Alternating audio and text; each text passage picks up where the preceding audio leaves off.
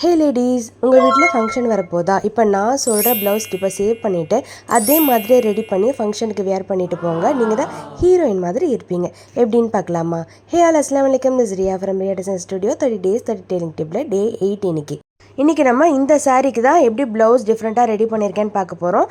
சாரீ உங்களுக்கு பார்த்தாலே தெரியும், நல்ல ஒரு ராயல் ப்ளூ, அதில் வந்து காப்பர் ஜரி சாரீ தான் இது. ஸோ இதுக்கு எப்படி ப்ளவுஸ் ரெடி பண்ணியிருக்கேன்னு பார்க்கலாமா?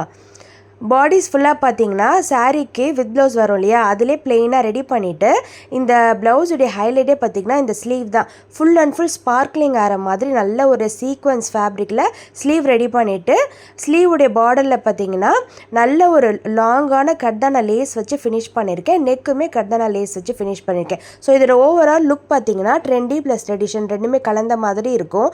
இது வந்து டே அண்ட் நைட்டு ரெண்டு ஃபங்க்ஷனுக்குமே செம்ம ஸ்பார்க்லிங்காக சூப்பராக இருக்கும். இதே மாதிரி எக்கச்சக்கமான ஐடியாஸ் இருக்குது. அதெல்லாம் தெரிஞ்சுக்கணுன்னா இந்த வீடியோவை லைக் பண்ணிவிட்டு நம்ம பேஜை ஃபாலோ பண்ணி வச்சுக்கோங்க. இதே மாதிரி ப்ளவுஸ் ஐடியாவுக்கு சேவ் பண்ணி வச்சுக்கோங்க.